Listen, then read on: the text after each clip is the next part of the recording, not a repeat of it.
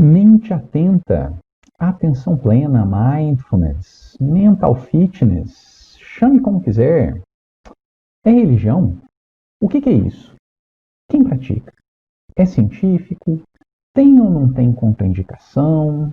Por onde começou essa história de mindfulness? Saiba tudo nesse vídeo. Então, aqui nós temos o conteúdo da palestra de hoje. Se você quiser, você pode ir direto para o tema do seu interesse. Aqui no cantinho você acompanha os quadros, tá? E aí você consegue ir avançando até chegar onde você quer. Eu destaco para vocês os conteúdos de riscos, cuidados e contraindicações, desconfortos esperados, se mindfulness é ou não religião, e valores morais de fachada, tá? São informações um pouco mais escassas sobre mindfulness e eu acredito que é importante para quem se interessa pelo tema, tá? Na descrição deste vídeo no YouTube, eu não sei em qual plataforma você está vendo, mas no YouTube, se você procurar por essa palestra, tem lá o link para você baixar a palestra, tá? Aqui tem vários artigos científicos, referências externas, né? Se você quiser clicar e ir direto para a referência, é só baixar essa apresentação aí para aproveitar isso. Muito bem. Meu nome é Marson Ferreira e minha trajetória foi da física para a atenção plena. Como é que isso aconteceu? Eu trabalhei por mais de 10 anos dentro de sala de aula como professor de matemática e física. E nunca fui muito conformado com o nosso sistema de ensino. Os meus melhores alunos de redes pré-vestibulares, por exemplo, passavam em cursos como engenharia, medicina, e em menos de um ano de graduação já estavam tomando remédio para dormir. Isso sempre foi um grande desconforto para mim, né? E procurando por alternativas eu encontrei a atenção plena, tá? Eu sou instrutor certificado pela Universidade Estadual de São Paulo, a Universidade Federal de São Paulo, a Unifesp, tá? Eu trabalhei por mais de um ano como ponte entre pesquisadores da Unifesp e da Universidade de Virgínia, e hoje estou na escola do presente. Bom, os cientistas mediram a nossa atenção. E qual foi o resultado? Tem uma pesquisa famosa de Harvard que eles investigaram o comportamento de mais de 2.000 pessoas. Eu, inclusive, conheço uma pessoa que participou dessa pesquisa. Tá? Usaram um aplicativo de celular e esse aplicativo ficava chamando a pessoa ao longo do dia. E, basicamente, o que ele queria saber é se ela estava prestando atenção no que ela estava fazendo ou não. E quão bem ela estava se sentindo naquele momento. Se ela estava se sentindo bem ou se ela estava se sentindo mal. Tá? E em 46,9% do tempo, as pessoas estavam distraídas. E quando a gente está distraído do que a gente está fazendo, a gente tende a não se sentir bem. Veja a conclusão dos pesquisadores sobre esse estudo. A mente humana é uma mente dispersa. E uma mente dispersa é uma mente infeliz. Então aqui vai uma dica para você. Se você quer ser uma pessoa mais feliz, procure ter mais atenção no que você está fazendo enquanto você está fazendo. Muito bem. Um pouco mais para frente a gente vai discutir esse comportamento de por que a gente tende a pensar sobre coisas que nos incomodam, ou por que quando a gente está distraído a gente tende a se sentir mal. Espera aí que a gente chega lá. Então, veja, da distração ao sofrimento. Se eu estou distraído do que eu estou fazendo, eu tendo a perder mais tempo, eu tendo a perder eficiência, coisas nesse sentido, né? E sofrimento, na nossa sociedade hoje, significa transtorno mental, ansiedade, depressão, síndrome do pânico, toque, fobia social, tá? Eu tenho certeza que você deve conhecer pelo menos uma pessoa que precisou de atendimento médico alguma vez por conta de alguns desses tipos de transtorno, Tá? Então, isso gera uma série de problemas para a nossa sociedade. Eu trago aqui duas estatísticas para a gente entender a gravidade que isso alcançou hoje. Né? O suicídio, segundo a ONU, é a segunda principal causa de morte entre 15 e 29 anos no mundo. Tá? E no Brasil, os transtornos mentais e comportamentais são a terceira maior causa de afastamento do trabalho. Então veja a quantidade de problema e a quantidade de sofrimento que isso gera para a gente hoje. Mindfulness é uma porta de saída, né, didaticamente organizada para esse tipo de desconforto que a gente está vivendo. Okay? É o que a gente vai ver aqui. Muito bem. Porque somos distraídos e infelizes. Passamos pelo problema, agora vamos para a solução do problema. Veja, como é que a gente aprende matemática? Como é que a gente aprendeu a contar, as operações básicas, olhar as horas no relógio e assim por diante? A gente passou por um sistema didaticamente organizado. A gente vai para a escola, né? E quando você organiza isso num sistema em que, olha, primeiro você aprende isso, depois aquilo, tá? Você vai degrau por degrau, isso teve um planejamento, você consegue fazer com que uma criança de 6, 7 anos consiga fazer operações matemáticas que a humanidade demorou literalmente milênios para conseguir desenvolver, tá? Se você deixar uma criança a tentativa e erro, provavelmente ela vai chegar na fase adulta, na velhice, vai morrer sem saber contar até 10. É muito complexo inventar isso. Né? Acontece que com o autoconhecimento, a gente está na tentativa e erro. Tá? Como é que meus pensamentos funcionam? Qual é a relação dos meus pensamentos com as minhas emoções, com os meus comportamentos, com as minhas sensações físicas? Esse tipo de coisa a gente está na tentativa e erro. E tentativa e erro envolve muitos e muitos erros. Não dá para aprender matemática na tentativa e erro. Autoconhecimento também não precisa ser assim. Tá? Os cursos de Mindfulness são programas didaticamente estruturados para a gente desenvolver esse autoconhecimento. Okay?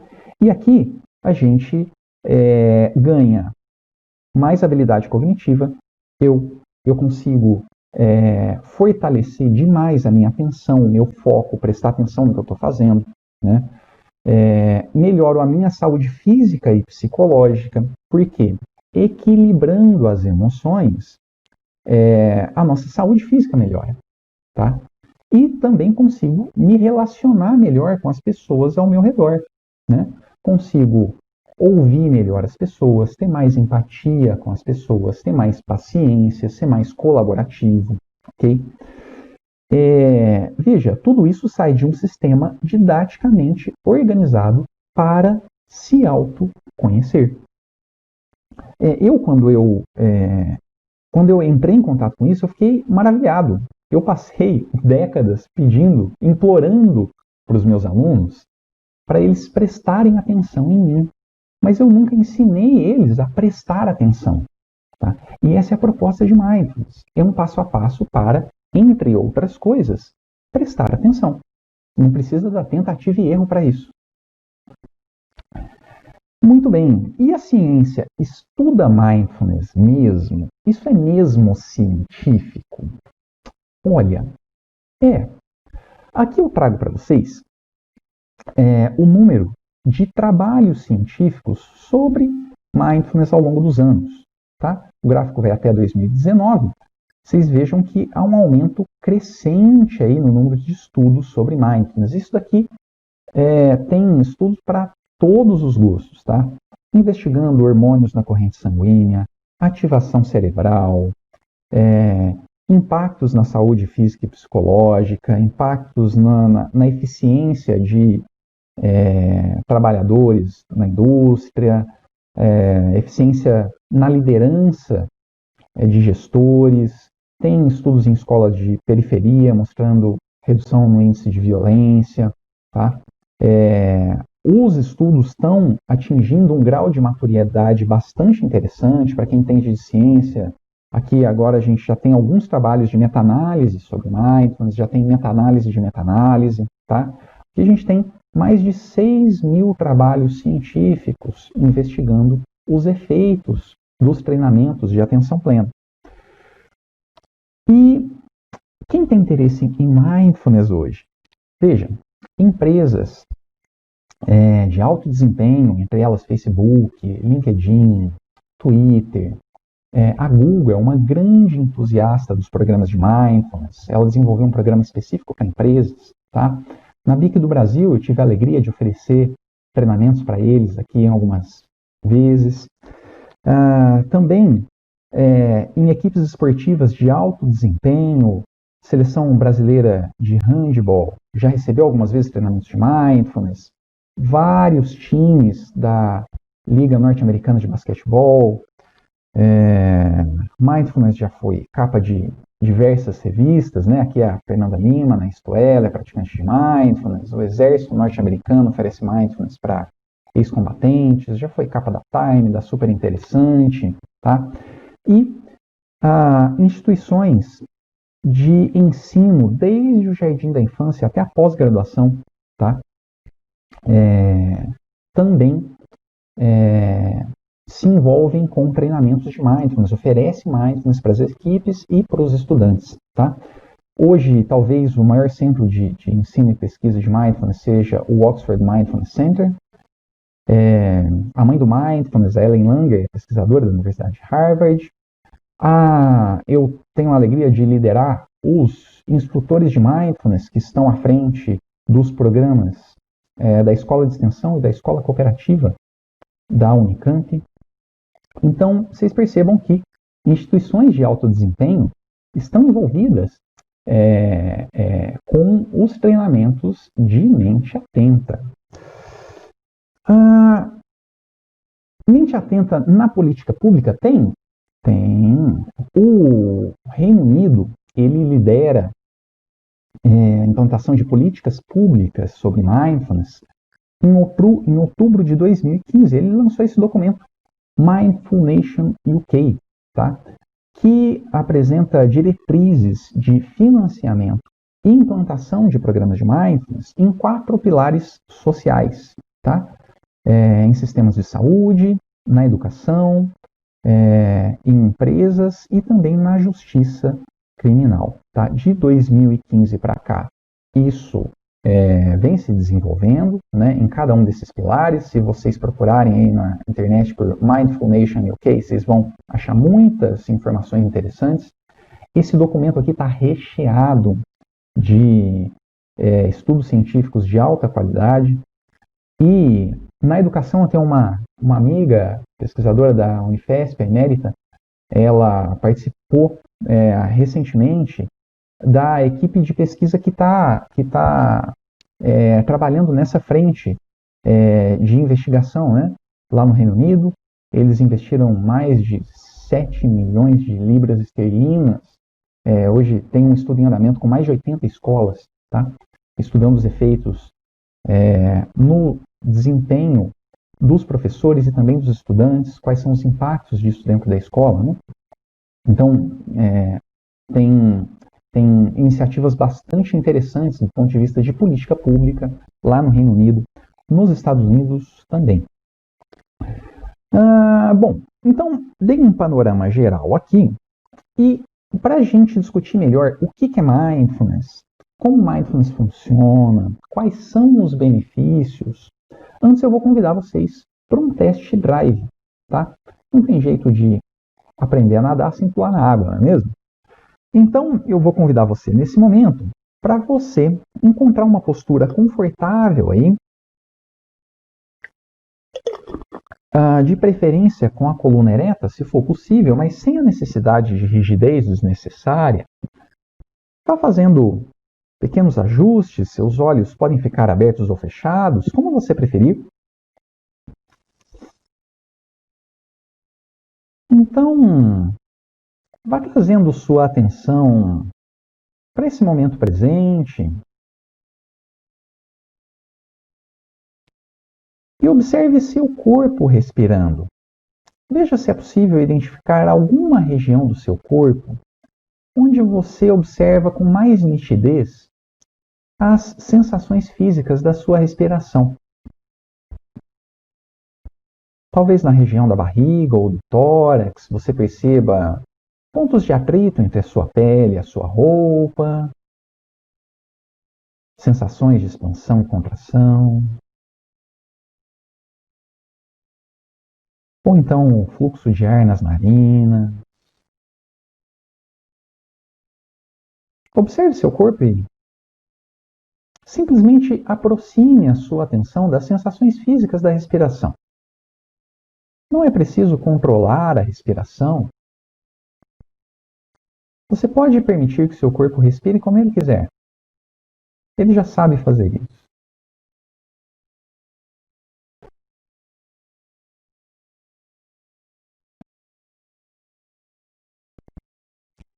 A cada vez que observar a mente distraída, pensando em outras coisas, sem problemas. Com gentileza, observe para onde a sua mente foi. Então retorne a sua atenção para as sensações físicas da respiração.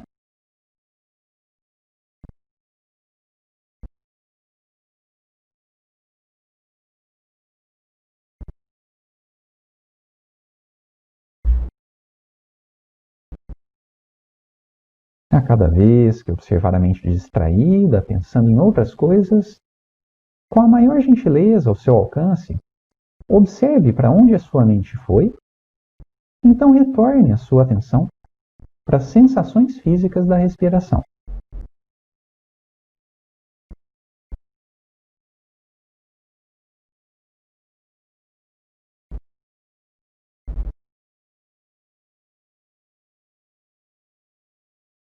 Muito bem.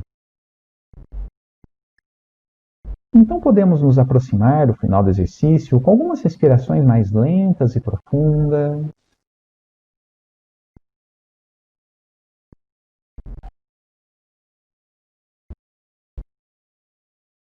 Com o seu tempo, vai recuperando os movimentos do corpo. Talvez uma boa espreguiçada. Quando quiser, se for o caso, você pode ir abrindo os olhos. Voltar a atenção para o ambiente onde você está, as cores, as formas.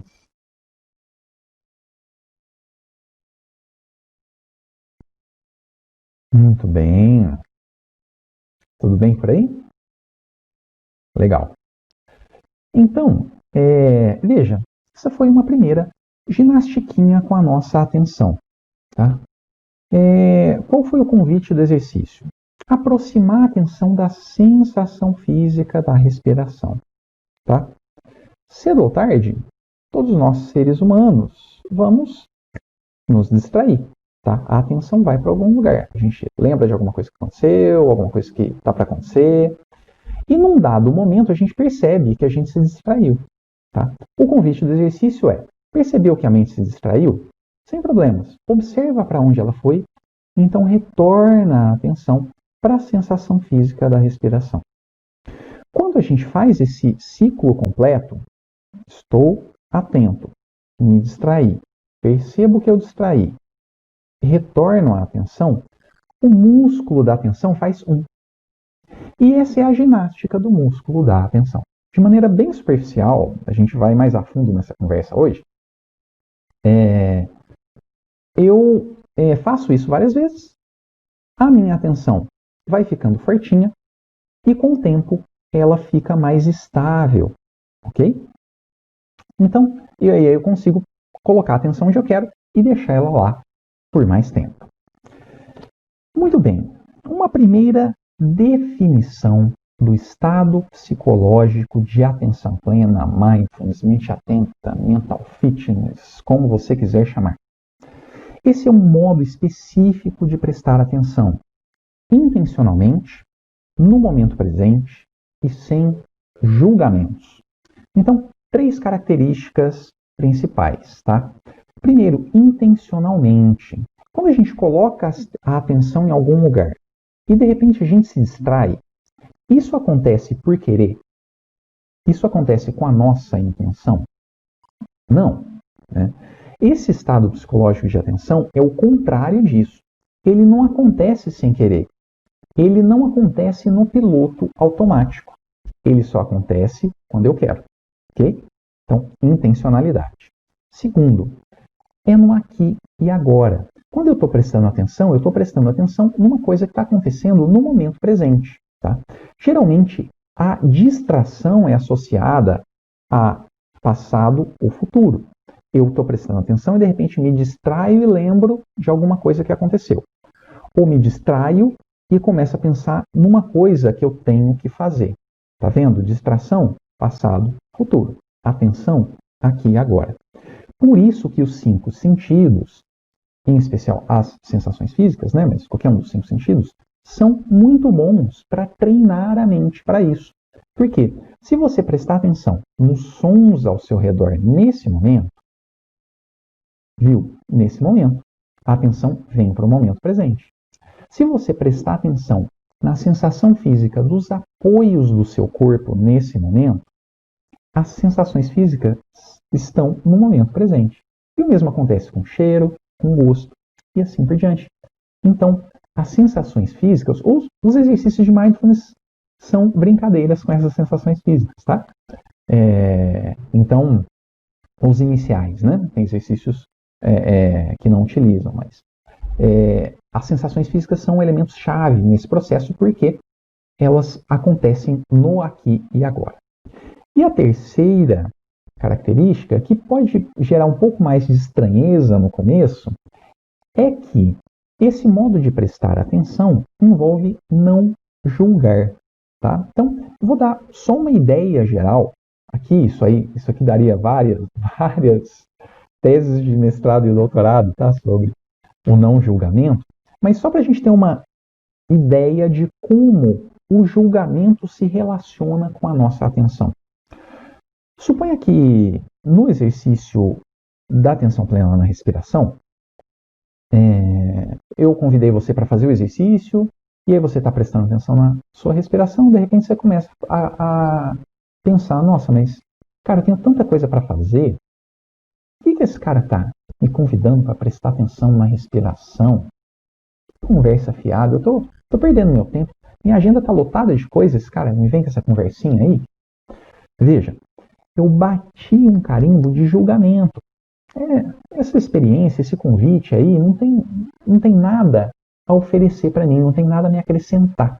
Isso aí não presta para nada. Julguei. Quando eu julgo, eu paro de prestar atenção na respiração. Percebe? Então, o julgamento, ele é uma cortina que sobe e eu paro de prestar atenção no que está acontecendo e fico com aquele pensamento, como se ele fosse uma cortina que me impedisse de perceber o que está ali na frente. Né? Então, 3 características iniciais desse estado psicológico de atenção plena. Muito bem. E essa conversa aprofunda demais da conta o nosso autoconhecimento. Os exercícios de atenção plena aprofundam demais o nosso autoconhecimento. Por autoconhecimento, eu estou chamando aqui a relação entre os nossos pensamentos, as nossas sensações físicas, os nossos sentimentos e os nossos comportamentos e relações sociais. Quanto mais uma pessoa entende como essas 4 engrenagens se relacionam, mais ela se autoconhece. Tá? Vou dar um exemplo de como essas engrenagens se interferem, né? Trabalham juntas. Então, suponha que eu estivesse praticando a atenção plena da respiração e, de repente, lembrasse que o meu carro está sem combustível. E para eu ir trabalhar no dia seguinte, eu vou precisar acordar mais cedo para passar no posto de gasolina que eu gosto de abastecer. Só que acordar mais cedo me deixa de mau humor, porque eu já acordo cedo. Eu já acordo 5 horas da manhã para ir trabalhar. Agora, por conta do combustível, eu vou ter que acordar 4h20. Aí aquilo ali me deixa desconfortável, tá? Bom, tudo bem. Passou essa conversa, eu fico com aquele desconforto, com aquele mau humor, mas vida que segue, tá?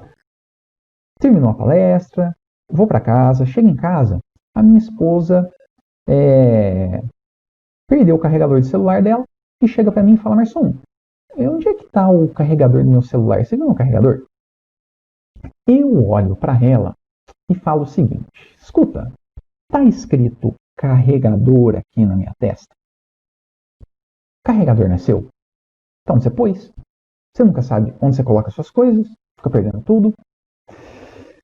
Veja o seguinte: se eu falo um negócio desse para minha esposa, ela me arremessa da janela. Tá? Esse é um exemplo do mundo imaginário, só para a gente entender as relações, ok? Mas enfim, eu começo uma discussão com a minha esposa por conta do meu humor. E se ela tiver ganhado na loteria, naquele dia eu vou passar um ano dormindo no sofá. Tá? Agora, qual que é a tragédia disso daqui? Veja o seguinte: quando eu estou discutindo com a minha esposa, eu acredito de corpo e alma que aquela discussão o motivo daquela discussão é porque aquela louca não sabe onde ela coloca as coisas dela. Ela perde as coisas, ela me culpa por ter perdido e ainda briga comigo. Onde está a lógica disso? Eu acredito nisso de corpo e alma, tá? Eu não percebo que aquela discussão, na verdade, não tem nada a ver com o carregador da minha esposa, tá? O que disparou aquilo foi o meu mau humor por ter que acordar, por pensar que tenho que acordar no dia seguinte mais cedo, tá? Se eu não tivesse esse problema aqui na minha cabeça, eu provavelmente não ia ter respondido a minha esposa com uma patada, tá? E não teria acontecido nada daquilo, tá? Nós somos sonâmbulos para essas relações entre os nossos pensamentos, as nossas emoções e os nossos comportamentos. Tá? Não tem outra palavra para isso. Nossa sociedade é sonâmbula para isso. Tá? Sabe aquela história de você acabar de sair do restaurante, alguém te perguntar o que você comeu? Você colocou o pé para fora do restaurante, o cara falou: o que tem lá para almoçar?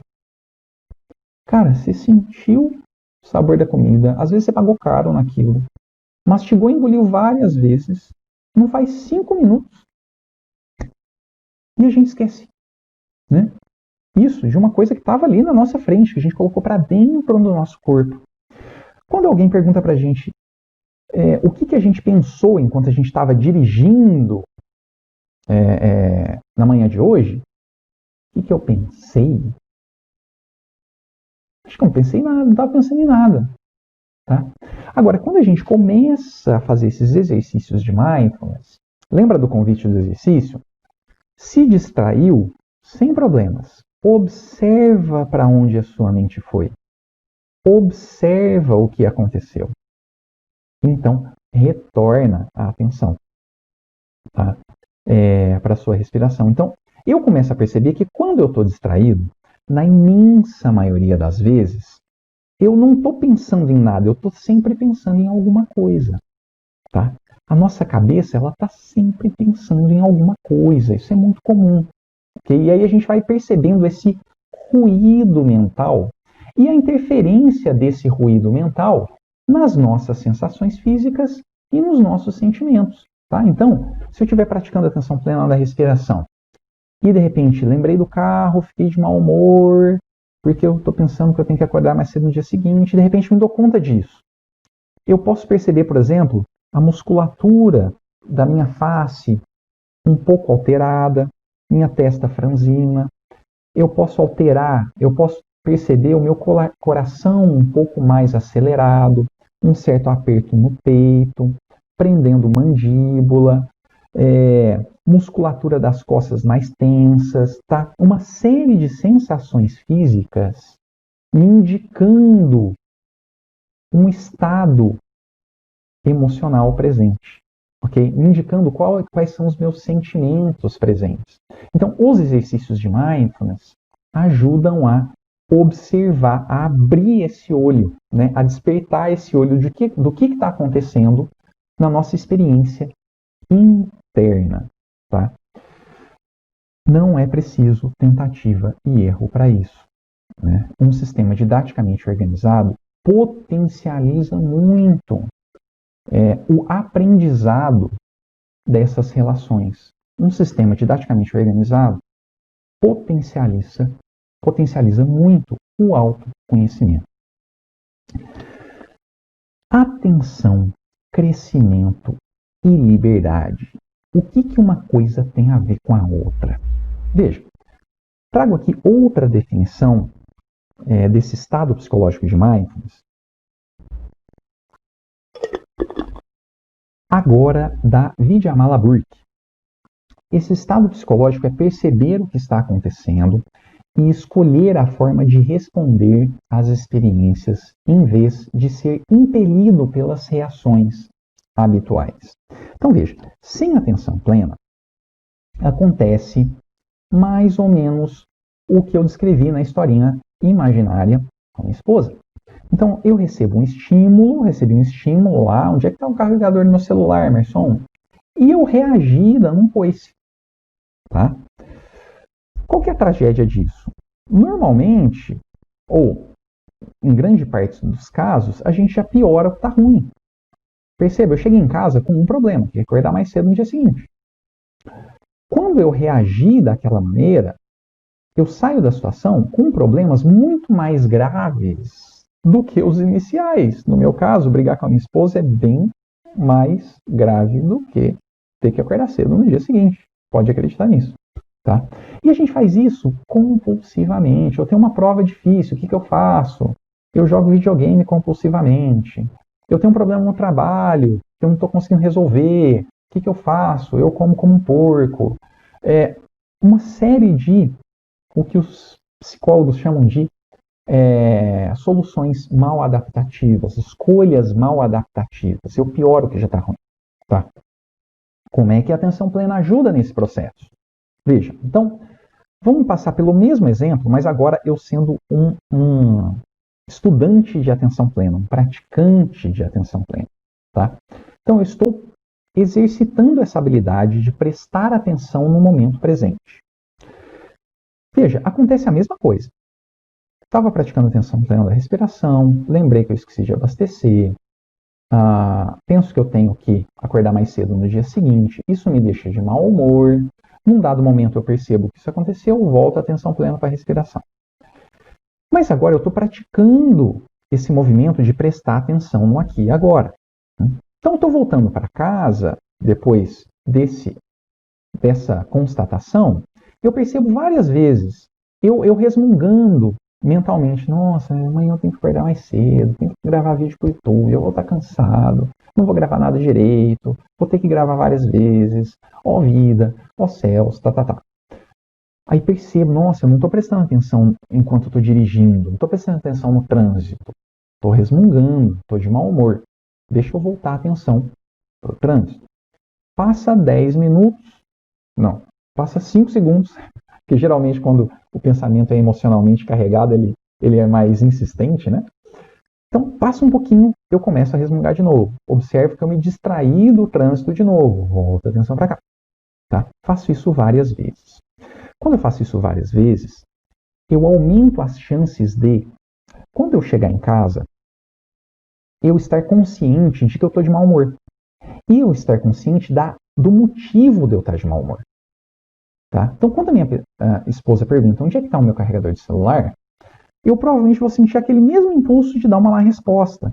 Só que agora, eu sei que a minha esposa não tem nada a ver com aquilo. Entende?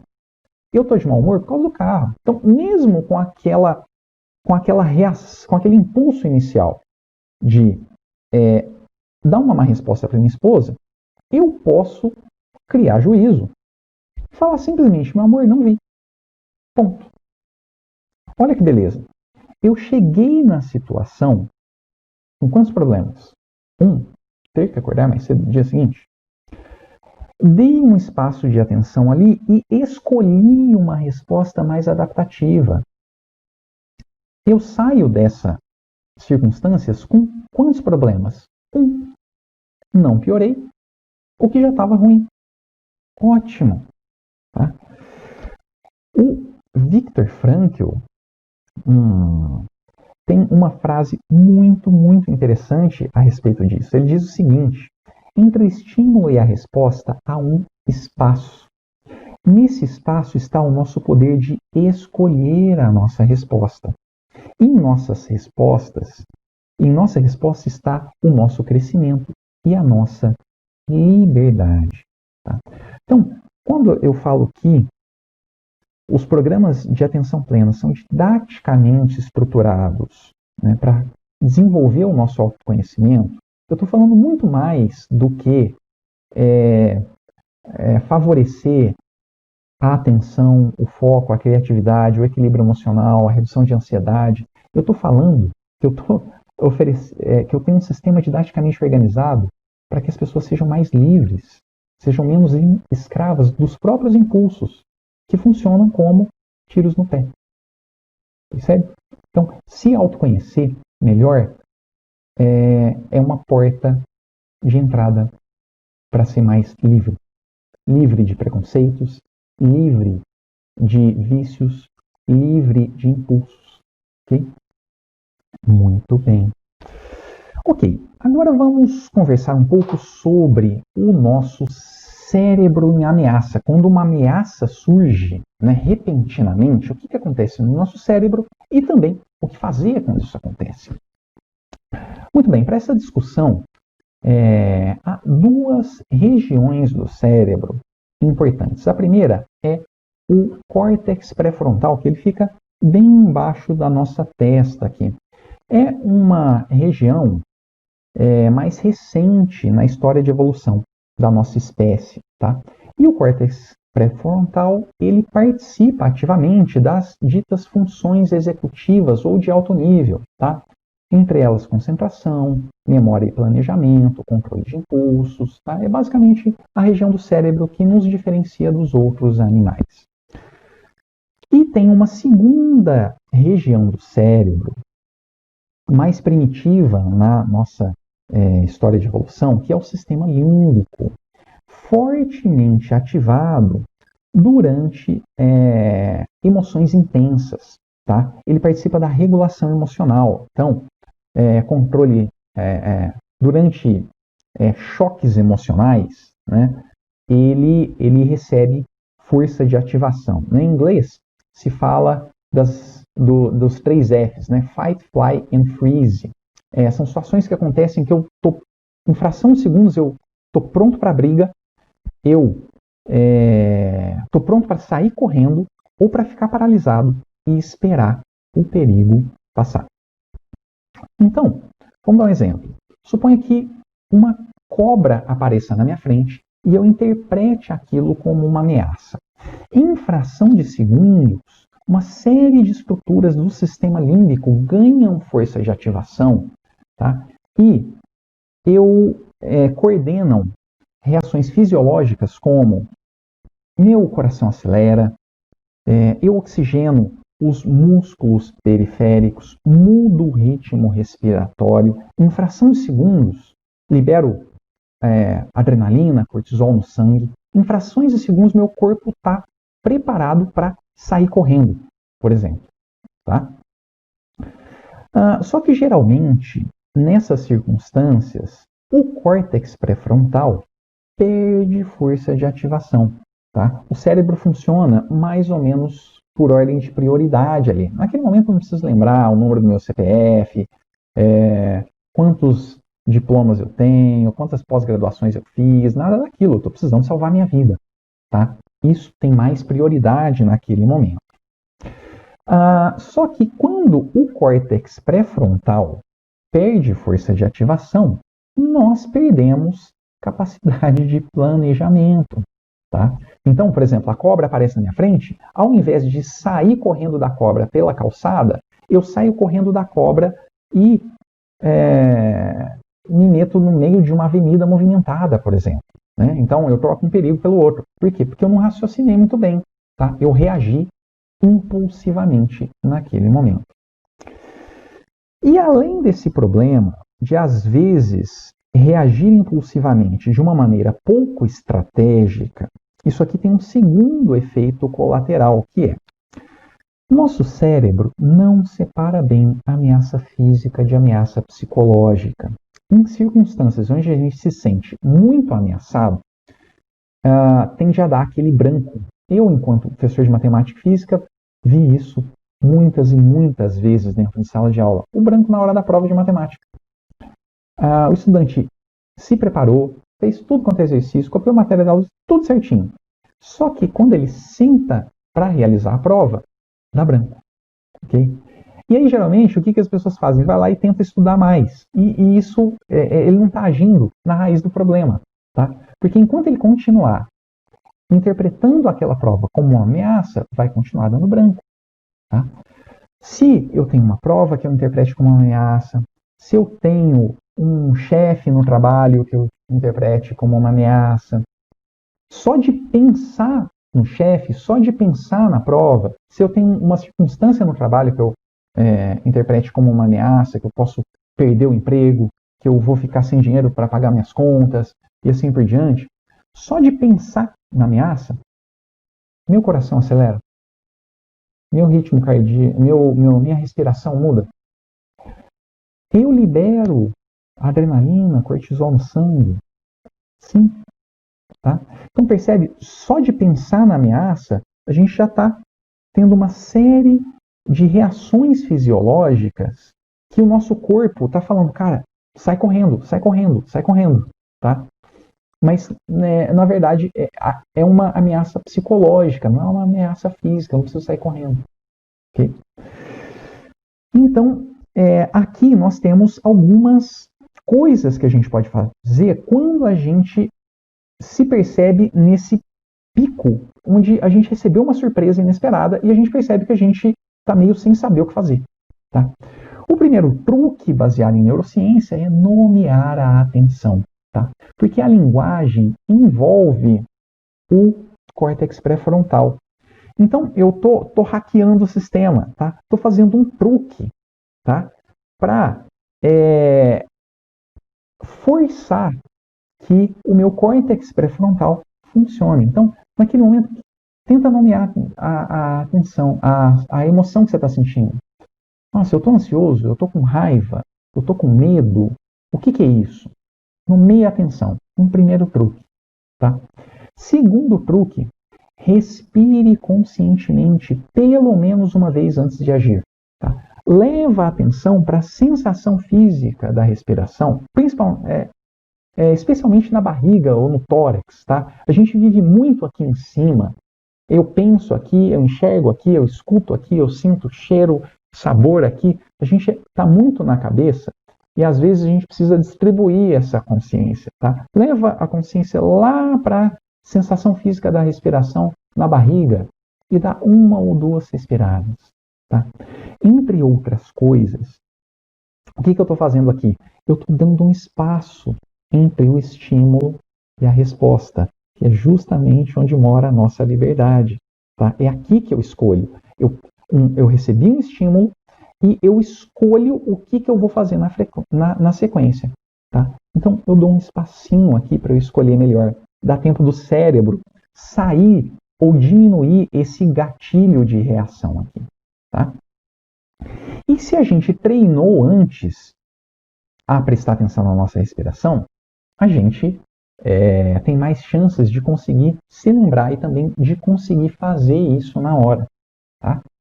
Então, acompanhar a respiração ao longo do dia é uma estratégia interessante, tá? Para prestar mais atenção no momento presente, ficar menos distraído, e isso também nos favorece esse movimento interno aqui quando o bicho pegar, quando o tempo fechar. Ok? Muito bem. Agora, o ciclo de sofrimento, funcionamento e a porta de saída. Você veja que esse aqui é um título ousado, né? Mas eu vou descrever talvez mais de 80% dos problemas da humanidade nesse slide aqui. E eu acho que você vai concordar comigo quando eu acabar de descrever. E também como desarmar esse ciclo, ok? Veja, nós temos o hábito de pensar compulsivamente nos nossos problemas. Eu acho que a sua resposta foi sim. Tem um modelo científico que ajuda a explicar isso, que é o seguinte: lá na vida selvagem, quando eu tinha uma experiência negativa, quando eu passava por um aperto, por um perrengue, tá? Se eu lembrasse daquele perrengue, tá? Eu tendia a aumentar as chances de sobreviver. Por quê? Imagina que eu comi um besouro amarelo e passei muito mal depois de comer o besouro amarelo. Tá? Se eu esqueço que besouro amarelo faz mal, eu tendo a comer mais besouro amarelo no futuro. Tá? E se eu passo mal várias vezes, eu morro. Se eu comi um besouro amarelo na infância e nunca mais esqueço que besouro amarelo me faz mal, eu aumento as chances de sobrevivência. Tá? E sobrevivo mais, deixo mais descendente. Essa característica foi uma característica evolutiva, tá? Que aumentou as chances de sobrevivência no mundo selvagem. Agora, a característica que nos ajudou a sobreviver não nos ajuda muito a ser feliz. Porque quando a gente destaca o problema na nossa cabeça, a gente tende a ficar, às vezes está tudo mais perfeito, eu estou com uma unha encravada, tá? Eu fico o dia inteiro prestando atenção naquela unha, eu fico o dia inteiro pensando naquela unha. Eu perco a consciência de toda a imensidão que está dando certo e só enfatizo aquilo que está errado, aquilo que na minha cabeça está fora do lugar. Ok? Então, aqui é um primeiro desconforto. Mas você lembra que o nosso cérebro não separa bem ameaça física de ameaça psicológica. Só de pensar no problema que eu tenho no trabalho, eu já aumento o batimento cardíaco, libero cortisol no sangue, toda aquela história. Tá? Então eu entro numa situação fisiológica de ameaça. E eu entro numa reação fisiológica de estresse. E estresse faz mal para a saúde? O que você acha?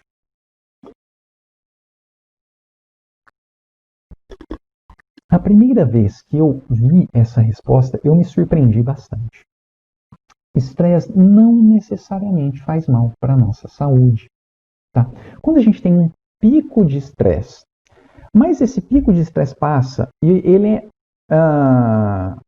ele é seguido de momentos de descanso antes de outro pico de estresse, de maneira geral, claro que pode acontecer uma tragédia, ou ter um ataque cardíaco, um derrame, alguma coisa assim, mas de maneira geral, esses picos que são seguidos de intervalos de descanso, eles não fazem mal para a saúde, podem até fazer bem. O tipo de estresse que é prejudicial para a saúde é o estresse elevado e prolongado, o estresse que não desliga. Tá? Muito comum em algumas profissões específicas, como profissionais da saúde, profissionais da educação, motorista de ambulância, controlador de voo, tá? Uma série de profissões que você sempre tem desafios e você não consegue desligar isso. Tá? Mamães e papais de primeira viagem também, né? Primeiro filho nasce, não sei como resolver as situações, né? Então, esse estresse que não desliga, esse sim, diminui a eficiência do sistema imunológico, aumenta processos inflamatórios, a gente fica mais vulnerável às doenças. Esse estresse elevado e prolongado é o que faz mal para a saúde. Tá? E aí, aqui eu tenho prejuízo de saúde física e psicológica. Tá? Eu aumento processos inflamatórios. Aumentar processo inflamatório é uma tragédia, tá? Para a saúde da pessoa. Eu aumento as chances de transtornos psicológicos, ansiedade, depressão. síndrome do pânico, por aí vai, né? E isso daqui, ó, é o ciclo de sofrimento que está em todo lugar. Se você for entrar num hospital e perguntar para as pessoas que trabalham no hospital como é que está o bem-estar deles, eles vão te descrever isso daqui. Nossa, toda hora eu estou pensando num monte de problema, e aqui tem um monte de coisa para resolver, e eu estou com medo de perder emprego, e a minha saúde não está legal, e eu tenho ou pressão alta, ou dor de cabeça, ou insônia, ou tomo remédio para dormir, e etc. Se você for na escola e perguntar para os profissionais que trabalham lá, se você for na empresa e perguntar para os profissionais que trabalham lá, se for em qualquer lugar, tá tudo nesse ciclo, tá tudo nesse ciclo de não entender o que acontece no mundo interno. Esse mundo interno desgovernado, tá, gera uma sensação de ameaça que dispara o estresse elevado e prolongado, e ninguém ganha com isso, ninguém ganha com isso, tá? Agora, então aqui está o ciclo. Agora, como é que mindfulness, como é que a mente atenta ajuda a sair dessa bagunça? Veja, a mindfulness não é prestar atenção no momento presente.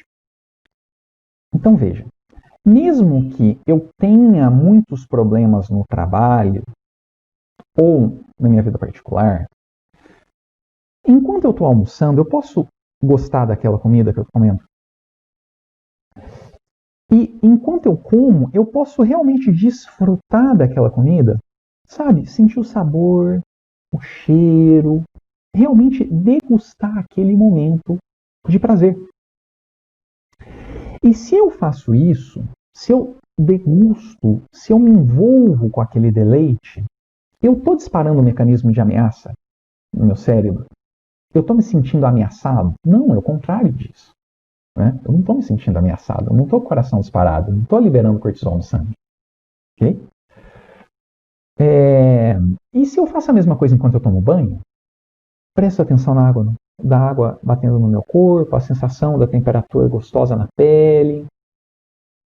Se eu faço a mesma coisa enquanto eu caminho do estacionamento para o escritório, se eu faço a mesma coisa enquanto eu tomo um gole de água, presto atenção na sensação da água descendo pela garganta, a temperatura da água, aquela sensação gostosa. Você veja que a gente tem uma série de oportunidades prazerosas, gostosas de se viver ao longo do dia, tá?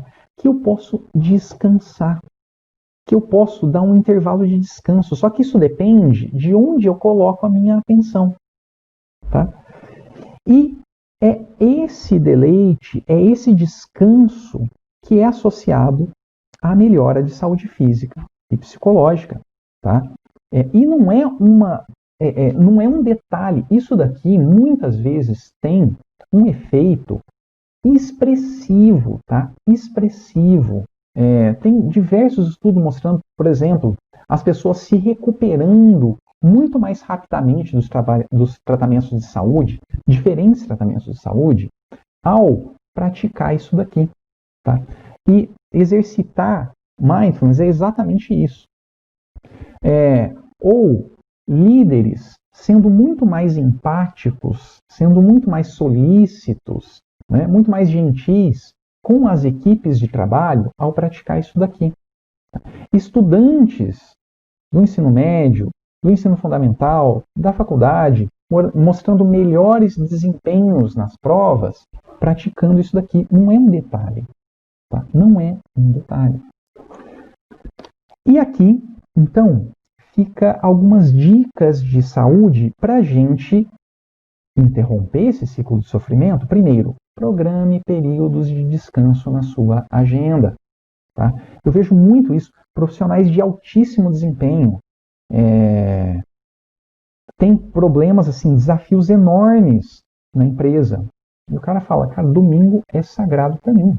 Domingo eu vou para o parque com a minha família. Domingo eu dou aquele descanso. Tá? O cara volta descansado, ele volta mais criativo, mais focado, menos impulsivo. Tá? E eu poderia dar vários exemplos aqui. Agora, esse período de descanso, às vezes a gente precisa rasgar na agenda. Tá? Porque uma coisa muito comum para a gente é cuidar de tudo que está fora e esquecer da gente. E se a gente esquece da gente, a gente cai desmaiado. Tá? Não dá para esquecer do nosso bem-estar. É a partir do nosso bem-estar que a gente consegue oferecer bem-estar para as outras pessoas. Tá? Não tem muito jeito de fugir disso. Então, às vezes eu estou cuidando do trabalho, e paro de cuidar do trabalho e vou cuidar da casa, e paro de cuidar da casa e vou cuidar dos filhos, e paro de cuidar dos filhos eu volto para o trabalho, e eu cuido de tudo que está fora e esqueço de cuidar de mim. Tá? E aí, a qualidade do meu cuidar do que está fora começa a cair, começa a ficar ruim, porque eu começo a ficar mais estressado, começa a ficar mais rancoroso e assim por diante. Tá? Às vezes mais doente, eu começo a ter mais problema de insônia, mais problema de pressão alta, e por aí vai. Vocês conhecem essa história, né? Segundo, preste atenção no momento presente. Desfrute dos pequenos momentos da vida que não tem nada de pequenos. Nada de pequeno. Se eu desfruto, não é de grão em grão que a galinha enche o prato. Se eu desfruto de pequenos prazeres, várias vezes, né, o meu saco de bem-estar vai aumentando. Tá? Então, desfrute dos pequenos momentos. Tá? Eles vão trazer uma maior sensação de bem-estar para você e também uma melhor capacidade de responder de maneira mais adaptativa aos problemas que a vida naturalmente nos traz. Bom, muito bem. Mente atenta, o que a ciência encontrou? Então aqui eu tentei deixar bem claro o seguinte. Mindfulness fortalece o autoconhecimento, desenvolve o autoconhecimento. Tá? E quando a gente conhece melhor uma coisa, a gente consegue cuidar melhor daquela coisa. Isso é instintivo. Se eu sei que uma faca está afiada, eu vou manusear aquela faca com mais cuidado. Se eu me conheço mais, eu consigo tomar, me cuidar melhor. Tá? E desse autocuidado é que brota os diversos benefícios que a ciência vem encontrando sobre os exercícios de mindfulness. Tá? Então, eu presto mais atenção no que eu estou fazendo, tá? Eu melhoro as minhas funções cognitivas, de criatividade, memória, assim por diante. Eu reduzo a sensação de estresse, ansiedade, fortaleço o meu autocontrole, tá? Diversas questões comportamentais melhoram, tá? Por exemplo, a empatia. Se eu me percebo várias vezes chegando em casa e descontando os problemas do meu trabalho na minha esposa, um dia que a minha esposa chega do trabalho mais descontente e me dá uma má resposta, eu aumento as chances de olhar para essa situação e falar: tudo bem, deixa para lá. Pode não ser comigo. Eu também faço isso. Ao entender melhor as nossas emoções, a gente tende a entender melhor as emoções dos outros. Tá?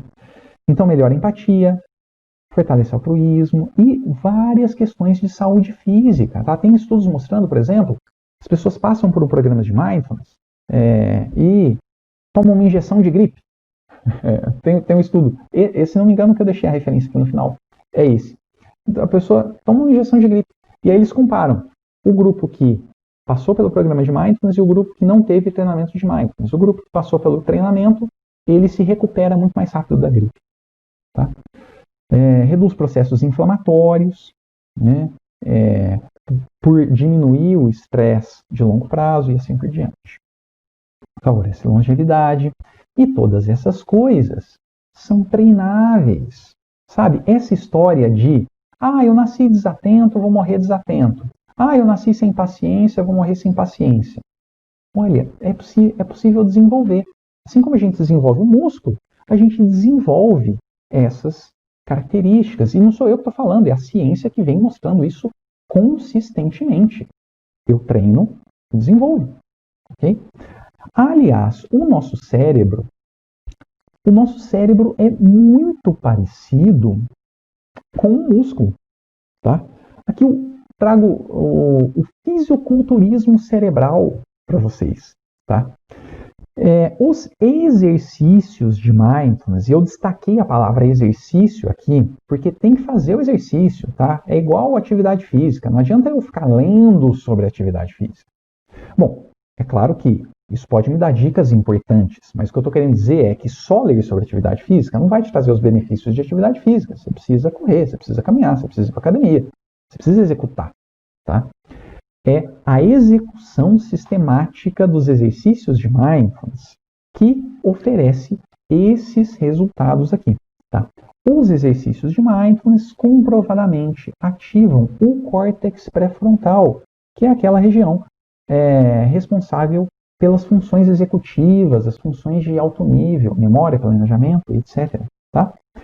E os exercícios de atenção plena também aumentam a densidade de massa cinzenta em regiões relacionadas à memória, à aprendizagem, ao equilíbrio emocional e à tomada de perspectiva já num treinamento de 8 semanas. Ou seja, não é preciso você treinar por 10 anos mindfulness para que os cientistas consigam encher sua cabeça de fio e detectar mudanças fisiológicas no seu cérebro, tá? Por esse fenômeno chamado neuroplasticidade. O que é isso? Se você pegar o cérebro de um músico e o cérebro de um taxista e oferecer para um neurocientista experiente, ele sabe distinguir qual que é qual. Quem é o cérebro? Qual é o cérebro do músico? Qual é o cérebro do taxista? Tá? Por quê? Músico e taxista usam repetidamente regiões diferentes do cérebro. E quanto mais a gente usa uma dada região do cérebro, a gente aumenta o número de conexões neurais naquela região. Para aumentar esse número é preciso mais matéria, mais substância química ali para que isso aconteça. Ou seja, aquela região fica mais grossinha e mais pesadinha. E os caras conseguem medir isso. Tá? Então, quando a gente pratica mindfulness, é possível detectar mudanças estruturais no cérebro de quem pratica. Tá? Daí o fisiculturismo cerebral, certo? Então, a gente costuma estar muito preocupado com a aparência externa, a gente também pode se dedicar a aumentar, a melhorar esse shape cerebral, por que não? Muito bem. Então, eu adoro fazer essa pergunta nessa altura da palestra. Mindfulness pode prejudicar você?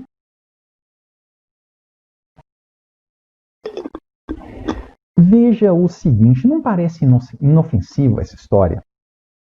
Prestar atenção na respiração. Você já não respira? Você já não presta atenção nas coisas? Como é que pode dar errado prestar atenção na respiração? Não parece inofensivo? Eu convido você a não acreditar em mim. Para esse vídeo e digita lá no Google perigo mindfulness, perigo atenção plena.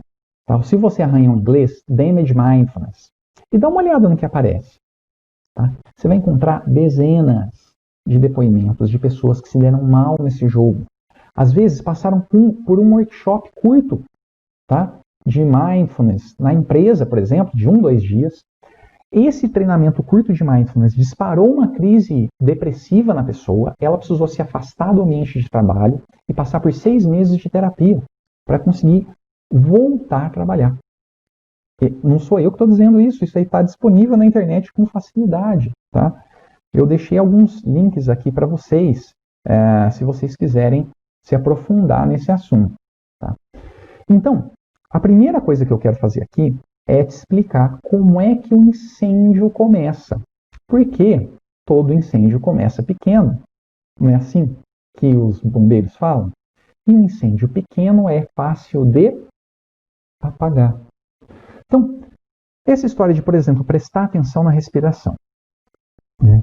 Uma estratégia comum nesse tiroteio de tentativa e erro que a gente faz para desenvolver o autoconhecimento, né, é se entupir de coisa para fazer quando tem alguma coisa que nos incomoda, tá? Seja a perda de um ente querido, seja um problema no trabalho, qualquer coisa que nos incomoda. Para evitar de ficar pensando naquilo, eu sempre estou fazendo alguma coisa, nunca fico parado, porque fazendo alguma coisa eu diminuo o número de pensamentos sobre aquilo que me incomoda. Tá? Então estou sempre lavando o carro, levando o cachorro para passear, cuidando do sobrinho, limpando a casa, nunca paro. Né? De repente, eu paro para prestar atenção na minha respiração, porque tem mindfulness, está em Oxford, está em Harvard, Marson falou que já treinou várias empresas com mindfulness, está todo mundo fazendo isso daí, tem um monte de artigo científico, vou lá, baixo um aplicativo do celular, começo a prestar atenção na respiração, e eu falo, poxa, como eu estou ansioso, eu tenho que começar com vontade no negócio. Eu vou começar por esse áudio guia aqui de 45 minutos. Nunca fiz isso na vida. Tá? Começa a prestar atenção na respiração, não dá 10 segundos, começa a pensar em problema. Tá? Aí eu volto para a respiração e começo a pensar em problema de novo. E a intensidade desses pensamentos pode vir de uma maneira que a pessoa não consiga lidar. Tá? E às vezes isso piora muito o que está ruim. Antes eu não estava prestando tanta atenção nos pensamentos. De repente eu começo a prestar atenção de qualquer jeito, tá? Isso piora o meu estado emocional. Okay? Esse é o efeito mais comum, tá? Que é fácil de remediar. Eu já vou falar para você como colocar o cinto de segurança em relação a isso. E tem um menos comum, mas também pode acontecer, que mindfulness favorece a memória. Tá? E às vezes, quando a gente passa por situações muito traumáticas, muito indigestas, um abuso sexual na infância, um acidente violento de carro, coisas nesse sentido, o nosso cérebro tende a apagar completamente aquela memória. A gente não acessa nada sobre aquilo. Não é fingir que não lembra. A pessoa jura de pé junto. Eu não lembro nada disso daí. Tá? Como o mindfulness favorece a memória, pode ser que esses eventos traumáticos venham à tona também, numa intensidade que a pessoa não consiga lidar. Ok? Então, esse é o incêndio. Agora, como é que a gente apaga esse incêndio? Primeiro, aprenda mindfulness fora de qualquer crise psicológica. Tá? Essa é a regra geral para a coisa. Se você está numa crise, se você tem ansiedade, depressão, síndrome do pânico, toque, fobia social, você pode aprender mindfulness? Pode aprender mindfulness. Claro, mindfulness pode te beneficiar demais. Mas se você estiver na crise, se você estiver na intensidade, no pico de sintoma, aquele não é o momento de baixar um aplicativo de celular para aprender mindfulness. Tá? Esse não é o momento de pegar um livro e começar a escutar um CDzinho de prática de 30 a 40 minutos de mindfulness. Tá? Por quê? Porque os seus pensamentos já estão muito desconfortáveis. Você está no olho do furacão. Tá? Então, não é seguro você aprender isso, principalmente de maneira autônoma, sozinho, tá? Sem um profissional para te acompanhar nesse trajeto. Tá? Em especial um profissional de mindfulness, que conheça mindfulness. Né? Mas é bem raro encontrar profissionais que ofereçam programas programas introdutórios, né, para quem está com crise. Realmente, durante crises psicológicas, é muito delicado aprender mindfulness.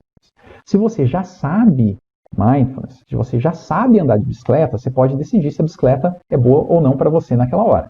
Tá?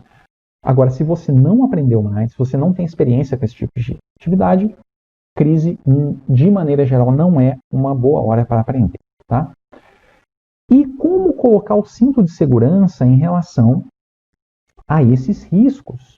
Primeiro, praticar com cuidado é começar aos poucos. É igual atividade física. Se eu sou sedentário, eu não vou começar correndo 1 hora por dia. Se eu não tenho intimidade com esse tipo de exercício, eu não vou começar com um áudio de 40, 50 minutos. Okay? Não é a maneira mais segura de começar. Tá? Qual é a maneira segura? Com exercícios entre 5 e 10 minutos por dia. Tá? Começa com essa duração e vai sentindo como é que o seu bem-estar responde ao longo do processo. Tá? Segundo, histórico delicado, cuidados redobrados. Tudo isso daqui, os mesmos cuidados para a atividade física são aplicados a mindfulness. Se eu tenho um histórico de ataque cardíaco, eu posso praticar atividade física? Posso. Só que o nível de cuidado que eu tenho que ter é maior do que o de uma pessoa que não tenha esse tipo de histórico, certo? Se eu tenho um histórico de ansiedade, depressão, síndrome do pânico, toque, fobia social, eu posso praticar mindfulness? Posso. Só que o nível de cuidado que eu tenho que ter é maior do que o de uma pessoa que não tem esse tipo de histórico. Procure instrução qualificada. Se eu vou fazer atividade física e procuro um educador físico experiente para me orientar, para me acompanhar, eu reduzo o risco de lesão? Reduzo. Se eu procurar uma instrução qualificada de mindfulness, eu também favoreço a minha evolução no treinamento e também a minha segurança. Então procure bons instrutores, bons autores, pessoas que tenham formação e experiência, né? Com o oferecimento de mindfulness.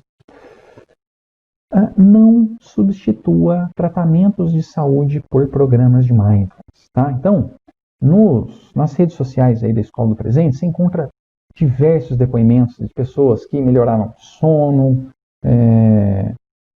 reduziram sintomas de dor de cabeça, dor de estômago e por aí vai, né? Então, tá bom, mindfulness melhora o sono. Então, eu tomo remédio para dormir. Então, eu vou tirar esse remédio e vou colocar mindfulness no lugar. Isso é muito, muito, muito arriscado, tá? Qual que é a maneira segura de fazer essa brincadeira? É colocar os dois juntos, ok? Você continua fazendo tudo que você está fazendo para a sua saúde, tá? E começa o treinamento de mindfulness. Conforme esse treinamento anda, você vai avaliando a possibilidade de mexer no tratamento tradicional, né? E de preferência com um profissional de saúde te acompanhando nesse processo, com uma pessoa experiente, né? Para te dar dicas aí, porque tentativa e erro muitas vezes pode ser desastroso. E respeite os seus limites. Respeite os seus limites. Igual a atividade física. Se eu comecei a correr toda manhã, e aí no meio da corrida eu sinto uma fisgada na coxa, tá? Eu vou acelerar o ritmo da corrida? Não, tá?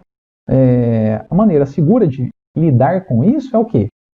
Volta para casa, espera uns dias, espera um tempo, espera aquele músculo se recuperar, tá? Curiosamente, não é intuitivo que a gente aplique esse mesmo conceito nos exercícios de mindfulness. Eu sento para prestar atenção na minha respiração, né? E aí fico mais preocupado com os problemas que eu tenho. E aí eu tendo a falar, não, eu preciso exercitar mais então. Então eu preciso praticar mais, eu preciso fazer um exercício mais longo. Você veja, é o equivalente a deu a fisgada na coxa e eu acelero o ritmo da corrida.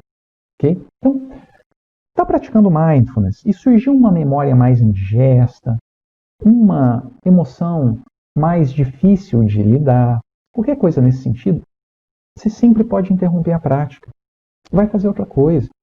Tá? Isso pode acontecer na hora da prática e pode acontecer nos dias. Você percebe que você começou a praticar mindfulness ou que você está num momento de vida que não é muito legal, né? As práticas não estão te ajudando ali, né? Tem um exemplo, por exemplo, do meu sogro, que faleceu com câncer e assim, câncer é uma doença muito agressiva para toda a família, né? E a gente passa por uma tempestade dolorosa nesse tipo de circunstância, né? Então, em muitos momentos, ao longo desse processo, eu decidi simplesmente não praticar mindfulness, né? E eu já era instrutor de mindfulness, já oferecia grupos de mindfulness. Por quê? Porque não estava no momento. Okay? E não tem nada de errado com isso. Tá? Isso é um ato de consciência, né? Tudo fora de lugar é mal, é prejudicial, né? Então, observe com cautela e respeite os seus limites. Respeitar os próprios limites é um grande ato de inteligência e gentileza, coisas que mindfulness exercita bastante. Contraindicações dos programas de mindfulness. Alguns quadros de esquizofrenia, epilepsia, bipolaridade e alguns outros transtornos os exercícios de mindfulness não são indicados. Existem outras alternativas mais seguras e efetivas, tá? Então, na dúvida, procure um profissional da saúde. Não se arrisque, ok? Armadilhas. Então, se interessou em ser um atleta da mente? No pain, no gain. Sem dor, sem ganho. É assim que os marombeiros falam. Veja, é possível praticar atividade física sem nenhum tipo de desconforto, nenhuma dor, não sentir fadiga, não ter pequenas lesões. Não é possível. Com atenção plena, é exatamente a mesma coisa. Agora, por que se é desconfortável fazer atividade física, por que a gente pratica atividade física? Porque nos treinamentos bem-sucedidos, os benefícios no longo prazo superam os desconfortos esperados. Com atenção plena, a mesma coisa. Trazer a consciência para as experiências agradáveis, neutras e desagradáveis, né? E perceber que tudo surge e desaparece, os confortos e desconfortos surgem e desaparecem, a gente vai começando a permitir que esse fluxo aconteça de ir e vir, sem colocar mais lenha no sofrimento, sem colocar mais lenha na fogueira. Tá? Esse é um dos principais ganhos de mindfulness.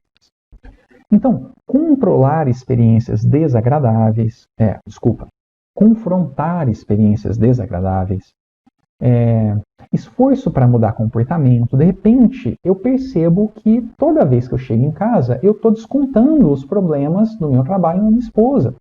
Às vezes eu fiz isso por décadas. Tá? Todo praticante de mindfulness de longa data, de vez em quando, tropeça num negócio ali, num hábito terrível. E não é fácil mudar um hábito que a gente alimentou por décadas. Tá?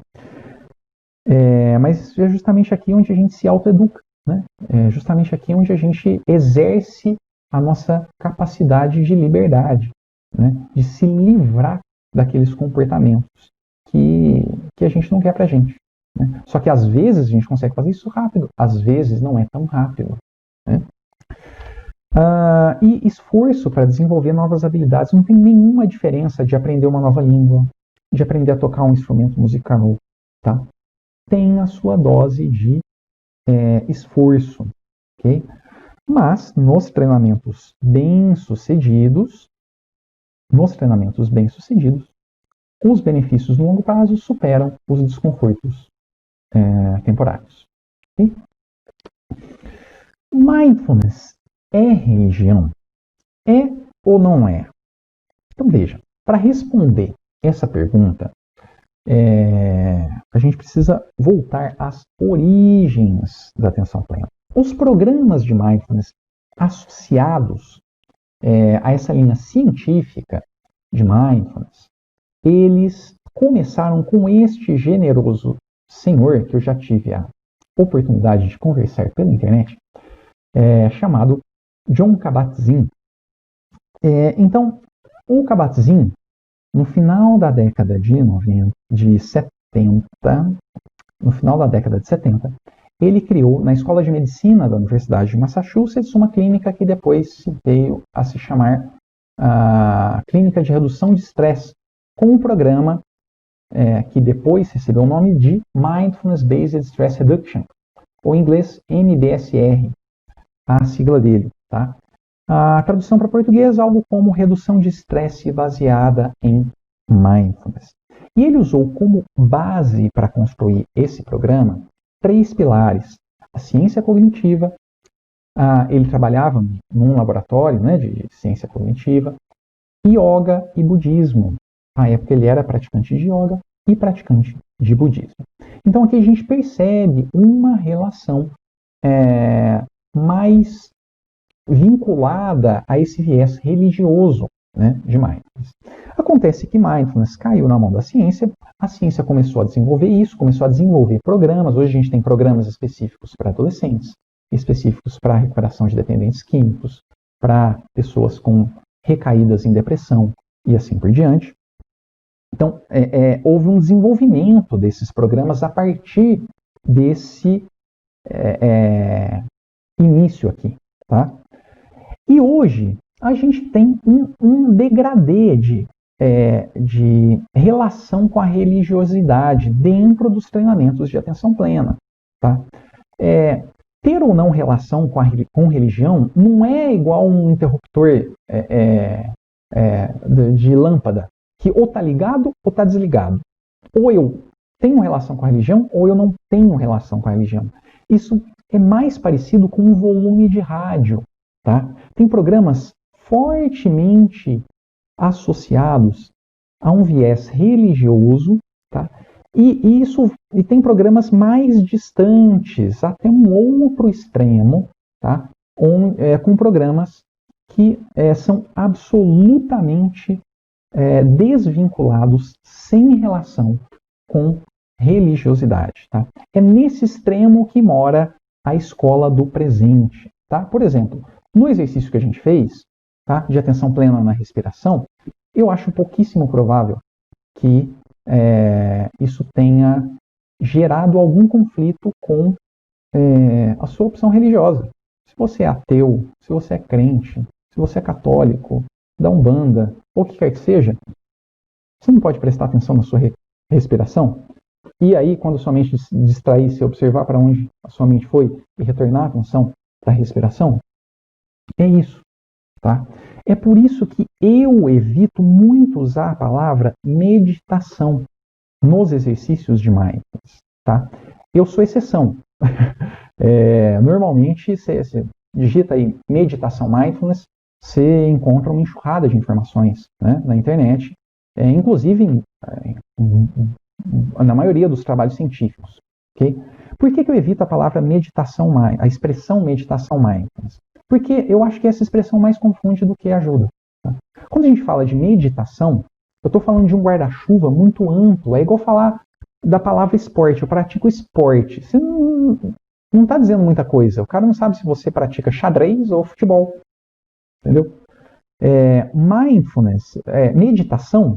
Então o cara fala, eu medito. Tá, você medita, mas é invocação de divindade, é mentalização de energia, você usa mantra, o que você faz? Que meditação é essa? Né? A palavra meditação, ela já vem muito vinculada a um viés religioso na nossa cultura. Tá? Quando eu falo exercício de atenção plena, na minha cabeça eu estou sendo muito mais específico. Eu estou fazendo um exercício de atenção. Presta atenção na respiração. Quando você se distrair, observa para onde a sua mente foi e retorna a atenção para a respiração. Tá? Quando eu falo um exercício de atenção, eu acho que eu estou sendo mais honesto com a essência do que eu estou fazendo. Tá? Então, mindfulness é religião? Depende de onde você está praticando, tá? Qual linha você está seguindo. Se você seguir os materiais que nós oferecemos na Escola do Presente, mindfulness não é religião. Muito bem! E uma das últimas confusões, uma das últimas armadilhas, né, que eu quero conversar com vocês aqui hoje, valores morais de fachada. Bom, mindfulness é só uma ferramenta, e assim como toda ferramenta, ela pode ser usada para o bem ou para o mal. O que eu quero dizer para o bem? Para aumentar o bem-estar sustentável das pessoas. O que eu quero dizer com para o mal? Prejudicar o bem-estar sustentável das pessoas. Tá? E uma das principais questões aqui, que desengatilham problemas nos treinamentos de mindfulness, na minha visão particular, estou dando a visão do Marson Ferreira aqui, tá? São os valores morais de fachada. Um exemplo clássico. A empresa está tendo problemas com o estresse dos funcionários. Está todo mundo ficando doente, pedindo afastamento lá por um monte de doença física e psicológica. Okay? Por que aquilo está acontecendo? Muitas vezes porque a instituição, a empresa, o órgão público, o que quer que seja, está colocando metas insanas. Tá? Ela simplesmente coloca uma meta que ela precisava de 2, 3 vezes mais pessoas trabalhando ali para atingir aquela meta. Mas ela não quer. Né? Ela quer atingir aquela meta com aquele número de pessoas. Né? E aí acontece um monte de problema. Aí o cara fala, nossa, eu preciso melhorar a saúde mental da galera aqui. Tá? E aí, como é que eu faço isso? Dá um programa de mindfulness, porque aí os caras se tornam mais resistentes ao estresse, tá? Então, o que você está fazendo com o programa de mindfulness? Você está maquiando um problema que, na verdade, está na estrutura da organização da empresa. E isso acontece, ok? Então, isso depende. Nós oferecemos dezenas aí, né, de programas para empresas de alto porte, mas eu procuro ser muito transparente, muito honesto, né, com o que a gente está oferecendo. Por quê? Se você oferece um programa com valores morais verdadeiros para uma equipe nessa situação, o que acontece? O cara, ele simplesmente descobre a fonte de sofrimento dele, que é a insanidade da política da empresa. E aí, o que ele faz? Pede demissão. Então, você oferece o programa de mindfulness da empresa e tem uma demissão em massa depois. Então, isso. E esse tipo de mudança é muito comum nas pessoas que trabalham, que passam pelos nossos programas de mindfulness. Tá? Já cansei de ver. A pessoa passa por um programa de 2 meses com a gente e muda de cidade. E pede o divórcio. E, enfim, você está aumentando, você está expandindo a sua consciência e você percebe a raiz do seu desconforto. E você vai lá na raiz e muda. Às vezes são espinhos que estão cravados, que são dolorosos, né? Mas você enxerga o espinho, você sabe que mesmo que doer na hora, né, depois aquela ferida vai fechar e assim por diante. Né? Então, o movimento genuíno de mindfulness é um movimento associado às intenções mais puras de bem-estar da humanidade. Eu não estou exagerando aqui. Tá? Então, grandes empresas têm como uma potente mola uma mola que promove criatividade, engajamento, ousadia, compromisso a partir dos programas de mindfulness. Vai lá no Vale do Silício para você ver, mais de 90% das empresas estão oferecendo mindfulness, né? Agora, como é que mindfulness consegue despertar esse engajamento? É quando a pessoa observa que a instituição está realmente engajada com valores morais sólidos. Tá? Quando você está refletindo sobre o que você faz, isso acontece tanto no individual quanto no coletivo.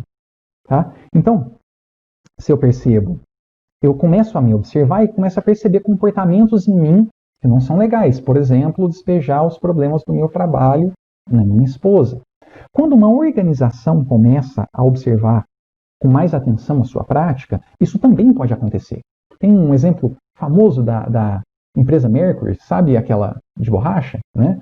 Que uma empresa super comprometida com o bem-estar dos funcionários, e num dado momento eles perceberam que eles ofereciam, o maior cliente deles era uma indústria de armas. Okay?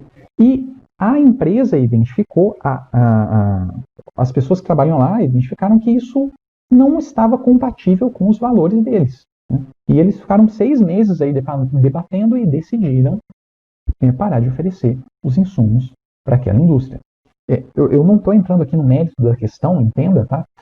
Mas eu só estou querendo ilustrar que quando você começa a observar o que você está fazendo, isso tanto no nível individual quanto coletivo, tá? Você vai encontrar coisas que são difíceis de lidar. Né? Então, esteja preparado para isso. Né? Esteja preparado para resolver problemas que, no longo prazo, espalham bem-estar. Né? Mas, no curto prazo, eles podem ser indigestos. Okay? Isso é natural. Tá? Então, fica aqui a minha reflexão sobre o que mindfulness, como mindfulness deve ser trabalhado de maneira genuína, tá bom? Associado a valores morais genuínos. Muito bem, então agora que você sabe um pouco mais sobre o que é mindfulness e como praticar mindfulness com segurança, com cuidado, nós oferecemos uma série de materiais gratuitos para vocês no nosso site, tá? Você pode entrar lá em escoladopresente.org/bom e grátis, ok? Você vai encontrar coisas de qualidade. A gente está sempre produzindo e melhorando materiais gratuitos para vocês. É só entrar nesse endereço. Eu vou deixar, se você estiver assistindo no YouTube, na descrição também esse endereço aqui. Você pode clicar, aí lá. Okay? No nosso site também, na seção Saiba Mais, tem um monte de coisa legal lá. Entre elas, uma lista de livros para você começar. Livros específicos para quem trabalha em empresa, livros para a população em geral, livros informativos, né? Ligados à área acadêmica, para quem está interessado em pesquisa sobre mindfulness. Entra em escoladopresente.org, na seção Saiba Mais, você encontra muita coisa bacana. Muito bem, então, agora vamos um pouco para a Escola do Presente. A Escola do Presente está bem na foto? Você decide. Escreve aqui para mim nos comentários o que você achou das nossas fotos. Veja, aqui nós temos os 4 integrantes da equipe da Escola do Presente. Leandro Bélio e eu somos os fundadores da Escola do Presente. Estamos ao lado aqui de Júlia Paula, especialista em Mindfulness e Compaixão, e também Oscar Tasselli, que nos ajudam com as relações institucionais da Escola do Presente, e as professoras Dora Maria Grace e Helena Cristina Barbosa, que são professoras da Unicamp. Tá? Aqui a gente está na Escola de Extensão da Unicamp, foi a nossa primeira palestra sobre o programa de Mindfulness que a gente oferece lá na Escola de Extensão. Tá? E aqui foi a nossa turma na Escola de Educação Corporativa da Unicamp, tá? Onde a gente ofereceu o programa Mindfulness na promoção de liderança. Cerca de 40 líderes acompanharam o nosso treinamento de Mindfulness lá na STCamp.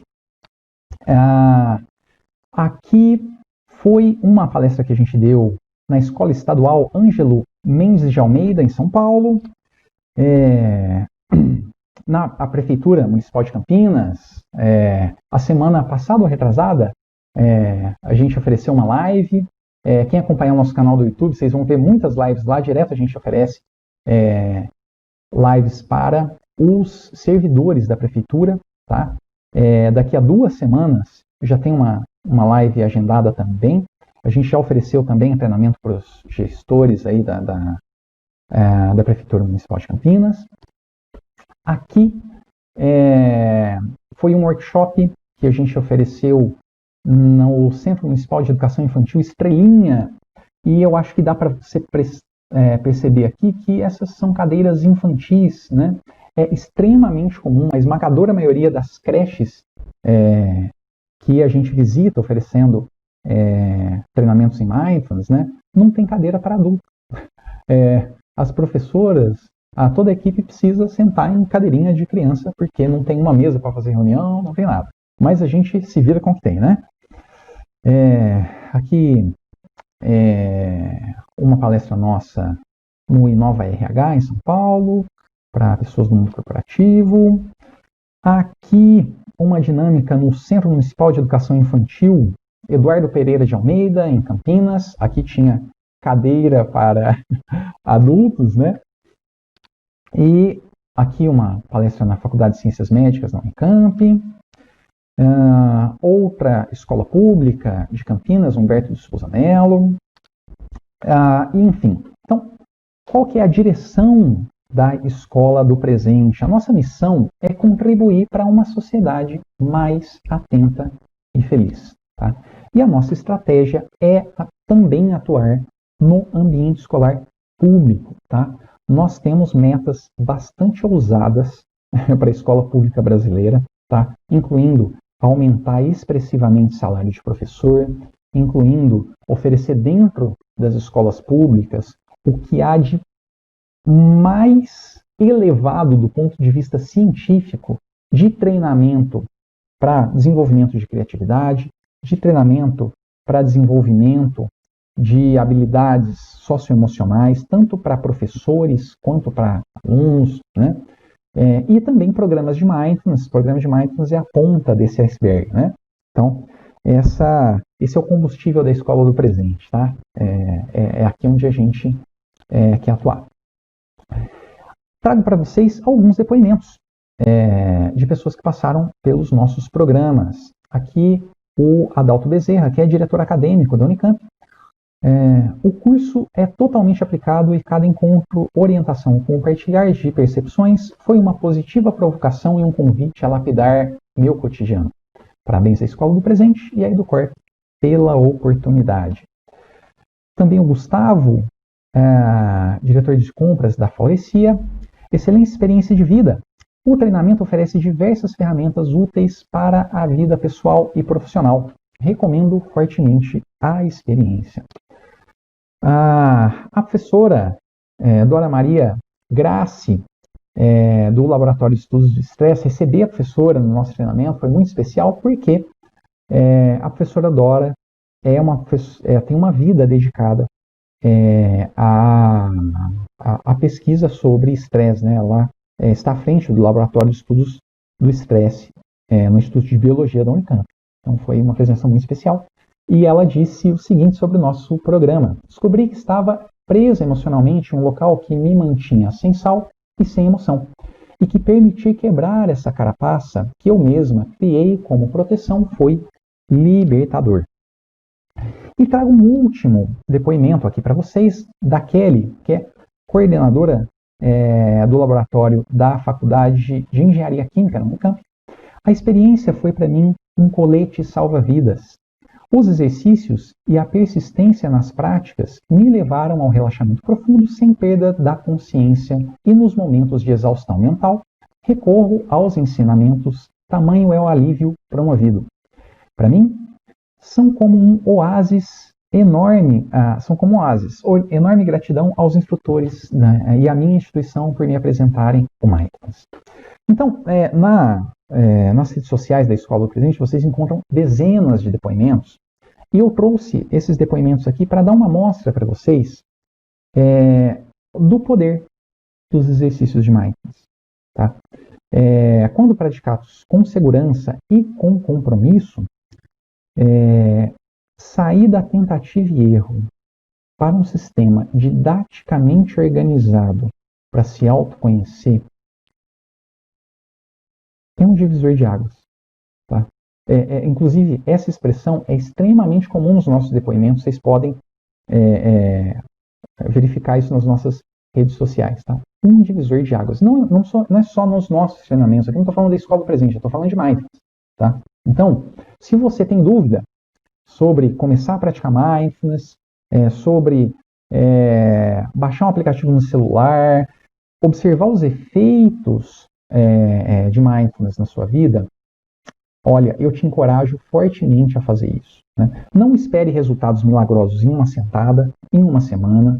É igual dieta, tá? É igual atividade física. Adianta você ir para a academia 1, 2 vezes e querer ver o músculo bombadão? Impossível.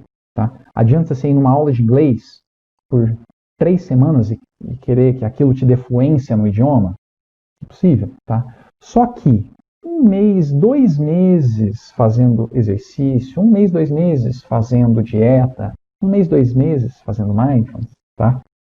Já dá um resultado. E como na questão de autoconhecimento a gente está na tentativa e erro, quando a gente sai da tentativa e erro e vai para um sistema didaticamente estruturado, essa mudança muitas vezes nos parece um divisor de águas. Tá? Não acontece em uma sentada, mas em algumas semanas já dá para notar a diferença. Okay? Muito bem. Gostou do vídeo?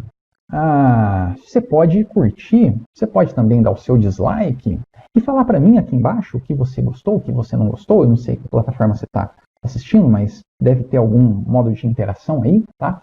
Isso nos ajuda bastante a promover os nossos vídeos, né? E para as plataformas aí, o YouTube, o Facebook, nos ajudarem a espalhar essas informações para mais pessoas, tá? Então aquela historinha que você já está acostumado, né? Curta, comente, se inscreva no canal, compartilhe esse vídeo com quem você acha que possa ter interesse, etc. Né? Aqui estão mais referências, né? Lembrando que na descrição desse vídeo no YouTube você encontra o link para baixar essa apresentação. E eu espero ter ocupado bem o seu tempo até aqui. Tá? Aliás, essa é a minha obrigação nessas redes sociais. Tá? Eu transpiro bastante para ocupar bem o seu tempo, para merecer a sua atenção e te dar elementos para que você tenha mais bem-estar no seu cotidiano. Tá? Aqui estão as minhas redes sociais, onde você sempre vai encontrar informação de mindfulness e bem-estar baseado em ciência. E eu encerro esse nosso encontro com essa frase do Kabat-Zinn: o presente é o único instante no tempo em que podemos viver, conhecer algo, perceber, aprender, agir, mudar e obter a cura. Um grande abraço e tudo de bom. Tchau, tchau.